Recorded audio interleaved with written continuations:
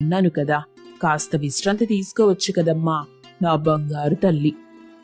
అది కాదత్తయ్యా, ఉదయాన్నే నేనిలా పనులు చేయకపోతే ఏదోలా ఉంటుంది. అది నా దినచర్యలో భాగమత్తయ్యా. బాగానే చెప్పావు గాని ముందు నువ్వు వెళ్ళు. నీకోసం వేడినీళ్లు సిద్ధం చేశాను, వెళ్ళి స్నానం చేసొద్దువు. అంతవరకు ఈ చెట్లు, ఆ పక్షులు, అదిగో ఆ ఆకాశాన్ని చూసి కాసేపు వాటితో మాటలు కలుపుకో. ఏంటత్తయ్యా మీరనేది? వాటితో మాట్లాడాలా? ఈ లోకంలో వాటికి మించిన స్నేహితులు మనకెవరున్నారు చెప్పు? నువ్వు ప్రశాంతంగా ఉండాలంటే ప్రకృతితోనే మాట్లాడాలి. ఆనందంగా ఉండాలంటే ఆకాశంతో చెలివి చెయ్యాలి. నవ్వుతూ ఉండాలంటే నేలతో ముచ్చట్లు పెట్టుకోవాలి. అరేరే అత్తయ్యా, మీరు భలే చెప్తున్నారు. మనం ఆడవాళ్లం కదమ్మా, అందరూ మనల్ని వంటింటి కుందేళ్లని నిర్ధారించేస్తారు. గడప దాటి బయటకి వెళ్ళకూడదని నియమాలు, నిబంధనలు పెట్టేస్తారు. ఏంటో ఈ లోకం తీరు, అంతే. ఆడదానికి స్వేచ్ఛ ఉందంటూనే ఒక రకమైన సంకెళ్లతో బంధించేస్తారు ఈ జనం. అందుకే మనకి ప్రకృతే నిజమైన నేస్తం. అబ్బబ్బా, భలే చెప్పారత్తయ్యా. సర్లే, ఇలాంటి విషయాలు ఇంకా బోలెడని చెప్తుంటానులే. ముందు నువ్వు వెళ్ళి కాస్తలా కాసేపు కూర్చో, నేను వేడినీళ్ల సంగతి చూస్తాను అంటూ శారదమ్మ అక్కడి నుండి వెళ్తుంది. తన అత్త మాట తీరును చూసి కవిత చాలా సంతోషిస్తుంది. ఆ సంతోషంలో ఆనంద బాష్పాలు కూడా వస్తాయి. ఇక అప్పుడే అక్కడికి కవిత భర్త హరి వస్తాడు. ఏంటోయ్ అలా కన్నీళ్లు పెట్టుకుంటున్నావు? అమ్మేమైనా మాట్లాడిందా? ఏమైనా ఇబ్బంది పెడితే చెప్పు. అబ్బే, అదేం లేదండి. అత్తయ్య లాంటి వాళ్లను నేనెప్పుడూ చూడలేదు. చాలా సరదా మనిషి, ఎంతో ప్రేమగా మాట్లాడుతుంది. ఆమెతో మాట్లాడుతుంటే నాకు చాలా హాయిగా ఉందండి. మరెందుకు ఆ కన్నీళ్లు? నా చిన్నప్పుడే మా అమ్మ చనిపోయింది. నేను పెరిగిన వాతావరణం వేరు. కానీ అత్తయ్య లాంటి అమ్మ నాకుండుంటే ఈ లోకంలో నా అంత అదృష్టవంతురాలు ఇంకెవ్వరూ ఉండేవారు కాదు.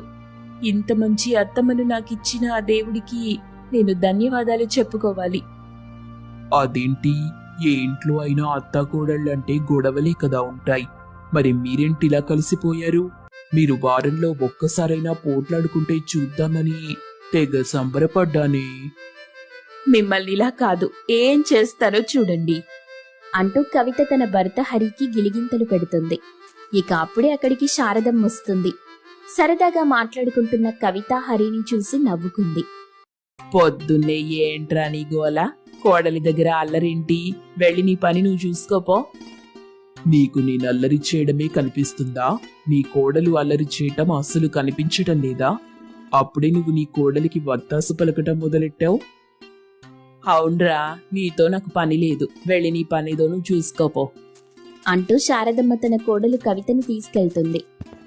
ఇక మరుసటి రోజు కవిత సవతి తల్లైన కాంతమ్మ అక్కడికి వస్తుంది. అత్తారింట్లో సంతోషంగా ఉన్న కవితను చూసి తట్టుకోలేకపోతుంది కాంతమ్మ. మరోవైపు తను రావటం గమనించిన శారదమ్మ నవ్వుతూ, ఏంటొదినా, నీ కూతురిపై బెంగ పెట్టుకున్నావా ఏంటి? అప్పుడే ఇలా వచ్చేసావు?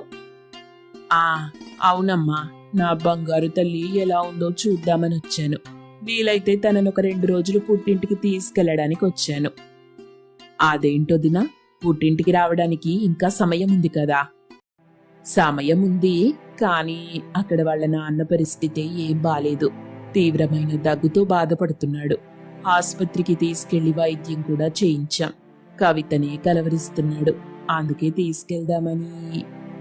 కాంతమ్మ ఆ విషయం చెప్పగానే కవిత కన్నీళ్లు పెట్టుకుని బోరుని ఏడుస్తుంది. కవిత అలా ఏడవటం చూసి హరి ఓదార్చాడు. కవిత, మావయ్యకి ఏం కాదు, వైద్యం చేస్తున్నారు కదా, అంతా బాగైపోతుంది. నువ్వెళ్ళు, వెళ్ళి మావయ్యను పరామర్శించు. నేను అమ్మ వీలు చూసుకొని అక్కడికొస్తాం. ఏవండి, మీరు కూడా నాతో పాటు రండి. మీరు నా పక్కనుంటే బాగుంటుంది. కవిత మొహంలో ఏదో అలజడి, తెలియని భయం కనిపిస్తాయి హరికి. ఇక తను మాట్లాడేలోపు కాంతమ్మ, అరే ఏంటమ్మా నువ్వు? అల్లుడి గారికి అవతల పనుందంటున్నారు కదా, తీరిక చూసుకొని వస్తానని చెప్పారు కదా. నువ్విలా మారం చేస్తే ఎలా? అల్లుడి గారు వస్తారులే, నువ్వు ముందు పద, మనం వెంటనే నాన్న దగ్గరికి వెళ్ళాలి. అమ్మా కవిత, వెళ్ళమ్మా వెళ్ళు. నాన్నగారికి కావలసింది చూడు, నేను కూడా ఈ లోపు వచ్చేస్తాను. అలా శారదమ్మ చెప్పడంతో కవిత బట్టలు సర్దుకొని తన సవతి తల్లి కాంతమ్మతో కలిసి బయలుదేరింది. ప్రయాణం మధ్యలో కాంతమ్మతో ఏమీ మాట్లాడదు. మౌనంగానే తన వెంట నడుస్తుంది. అలా ఇద్దరూ ఇంటికి ఇంటి వద్ద వాళ్ళకి కాంతమ్మ కూతురు వాణి ఎదురుపడింది. ఏంటి అమ్మా ఇంత ఆలస్యంగాన రావటం? వెళ్ళి నీ మొగుణ్ణి చూడు, తప్పతాగి తూలుతున్నాడు. గదిలో మొత్తం వాంతులు చేసుకున్నాడే. ఆయనలా చేస్తున్నాడు, నువ్వేమో ఈ వగలాడిని వెంట పెట్టుకొస్తున్నావు. ఏంటే కవిత, నీ మొగుడు బావున్నాడా? బానే ఉంటాడులే. ఏమే, నీకెన్నిసార్లు చెప్పానలా మాట్లాడొద్దని? నీకన్నీ నీ అబ్బ పోలికలే వచ్చాయి కదే. నలుగురిలో నవ్వుల పాలు చేయడం తప్ప నీకు మీ నాన్నకు ఏం రాదు. చాలే, ఇంతకీ దీన్నెందుకు తీసుకొస్తున్నట్టు? ముందింట్లోకి పద, చెప్తాను. అలా కాంతమ్మ వేగంగా ఇంట్లోకి వెళ్లటం మొదలెట్టింది. మరోవైపు ఇంట్లోకి వెళ్లడానికి భయపడుతుంది కవిత. ఇంట్లోకి వెళ్లగానే కొన్ని కాగితాలు చూపించి అందులో సంతకం పెట్టమంది కాంతమ్మ. ఎందుకమ్మా ఇప్పుడు ఈ సంతకాలు?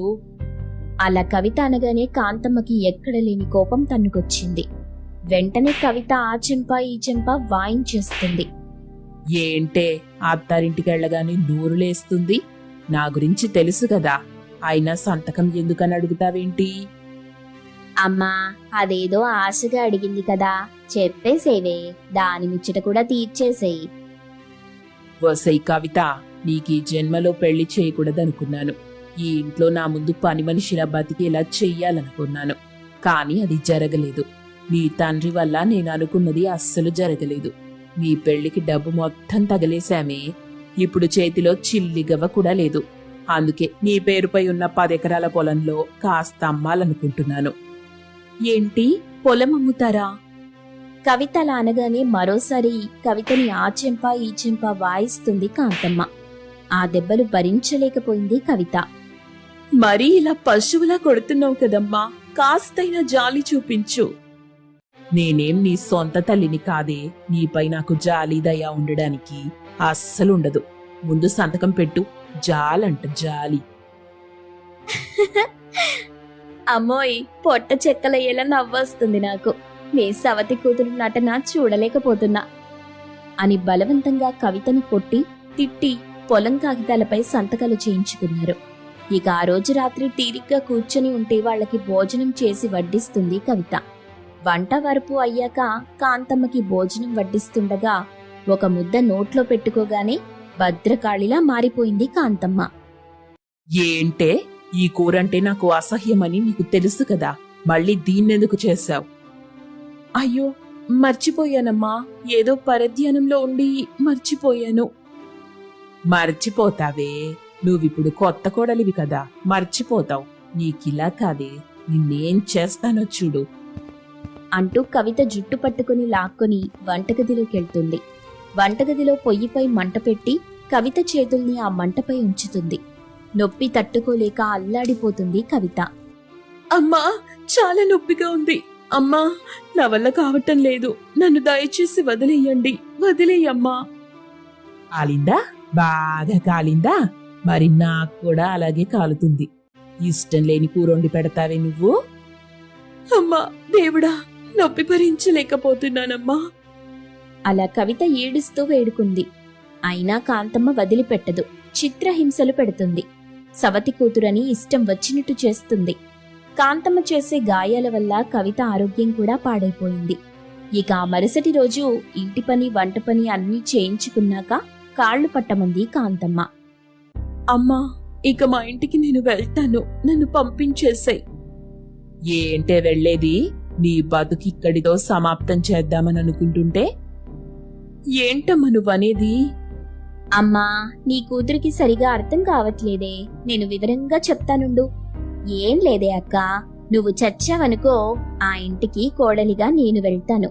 అప్పుడు నువ్వు సుమంగలిగా పోతావు, నేను 3 ముళ్ళు వేయించుకొని ఆ ఇంటికి వెళ్తాను. అప్పుడు మనిద్దరికి మంచి జరుగుతుంది కదా. ఒసేయ్, అలా చేయటం తప్పే. తప్పున్నారా? నీకు మంచి మొగుడు రావడం చూస్తుంటే నా గుండె తరుక్కుపోతుంది. అమ్మా, నేను భరించలేకపోతున్నా. ఇక అక్క కథ ముగించేసేయమ్మా. చంపే సమయం వచ్చేసిందే. అలా కాంతమ్మ అంటుండగా అప్పుడే అక్కడికి హరి శారదమ్మ వస్తారు. అప్పటి వరకు చాటు నుండి వాణి కాంతమ్మలు మాట్లాడేది వింటుంటారు. హరికి కోపం తన్నుకొస్తుంది. ఛీ, మీరసలు మనుషులేనా? ఆడదని కూడా చూడకుండా ఇలా చిత్రహింసలు పెడతారా? ఒరే హరి, ఇలాంటి వాళ్లను ఊరికే వదిలిపెట్టకూడదు. తగిన బుద్ధి చెప్పి తీరాల్సిందే అంటూ శారదమ్మ పోలీసులను పిలుస్తుంది. పోలీసులు వచ్చి వాణి కాంతమ్మలని అరెస్ట్ చేస్తారు. వాళ్ళని తీసుకెళ్తుంటే కాంతమ్మ మాత్రం తప్పు చేశానని బాధపడదు. ఇదిగో శారదమ్మా, ఇవాళ కాకపోతే రేపైనా నేను జైలు నుండి బయటకొస్తాను. అంతవరకు హాయిగా నిద్రపో. ఎందుకంటే నేనొచ్చాక ఆ నిద్ర నీకు ఉండదు కాబట్టి. అలా బెదిరించి వెళ్తుంది. ఇక గాయాల పాలైన కవితని ఇంటికి తీసుకెళ్తారు హరి శారదమ్మ. ఇక ఆ రోజు నుండి తన